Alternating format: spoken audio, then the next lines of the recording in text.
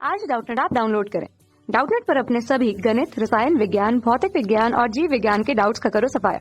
बस प्रश्न की फोटो खींचो, एक ही प्रश्न को क्रॉप करो और तुरंत वीडियो सोल्यूशन पाओ। अभी डाउनलोड करें। नमस्कार। देखिए, इस प्रश्न में हमसे पूछा गया है कि विलेयता का बढ़ता हुआ क्रम है। तो देखिए, तीनों विकल्पों में जो हमें यौगिक दिए गए हैं वो दिए गए हैं कैल्शियम कार्बोनेट, पोटेशियम बाइकार्बोनेट और सोडियम बाइकार्बोनेट। ठीक है जी। तो देखिए, हम इन तीनों के बारे में बात करते हैं।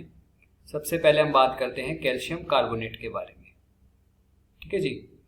और इसके बाद हमारा आता है पोटेशियम कार्बोनेट और सोडियम कार्बोनेट।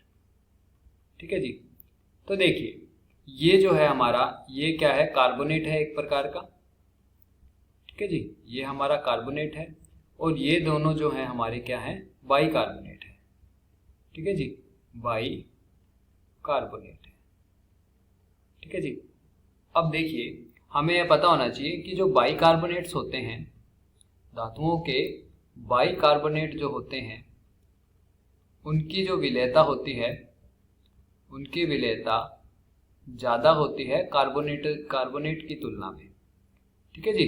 कार्बोनेट की तुलना में इनकी जो विलेयता होती है वो ज़्यादा होती है। तो इस आधार पर जो हमारा कैल्शियम कार्बोनेट होगा, इसकी विलेयता सबसे कम होनी चाहिए क्योंकि बाइकार्बोनेट की ज़्यादा होती है।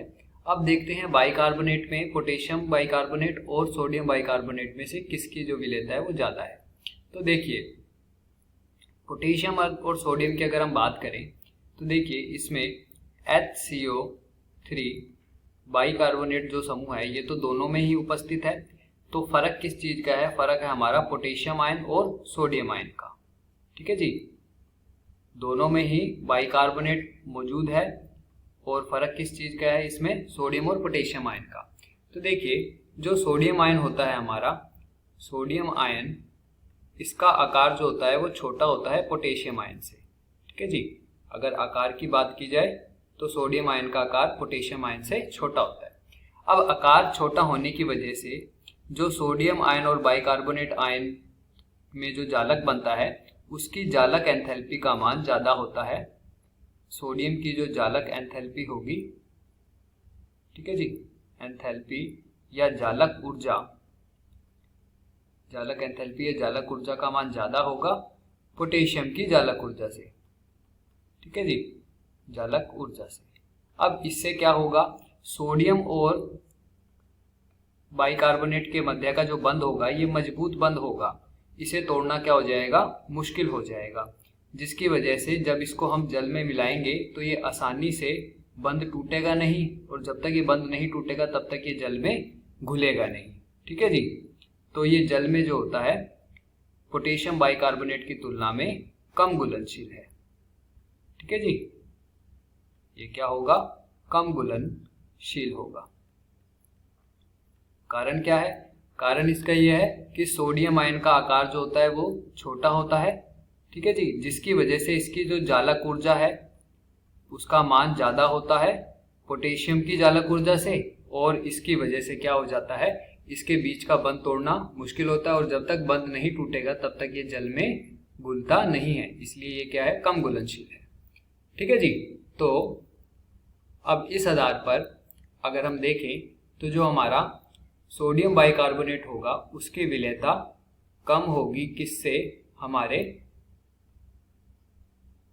हमारे पोटेशियम बाइकार्बोनेट से। ठीक है जी। तो इस क्रम को देखने के बाद हम देखते हैं किस विकल्प में यही क्रम दिया गया है। तो सबसे कम पहले विकल्प में दिया गया है सबसे कम CaCO3 की, उसके बाद पोटेशियम बाइकार्बोनेट की। तो ये विकल्प तो गलत हो गया। पोटेशियम बाइकार्बोनेट की विलेयता सबसे ज़्यादा होती है। फिर दूसरे विकल्प में चलते हैं, उसमें सोडियम बाइकार्बोनेट की विलेयता सबसे कम दी गई है, तो ये भी गलत हो जाएगा। सबसे कम होती है कैल्शियम कार्बोनेट की। फिर बात करते हैं तीसरे विकल्प की, इसमें सबसे कम जो विलेयता है वो दी गई है पोटेशियम बाइकार्बोनेट की। तो ये विकल्प भी जो होगा गलत हो जाएगा क्योंकि इसकी विलेयता तो सबसे ज़्यादा है। तीसरे विकल्प में दिया गया है सबसे कम जो विलेयता होगी वो कैल्शियम कार्बोनेट की, उससे ज़्यादा होगी सोडियम बाइकार्बोनेट की, और सबसे ज़्यादा होगी पोटेशियम बाइकार्बोनेट की। तो ये विकल्प जो है हमारे प्रश्न का क्या होगा? सही उत्तर होगा, क्योंकि इसमें जो क्रम है बिल्कुल सही दिया गया है। ठीक है जी। धन्यवाद।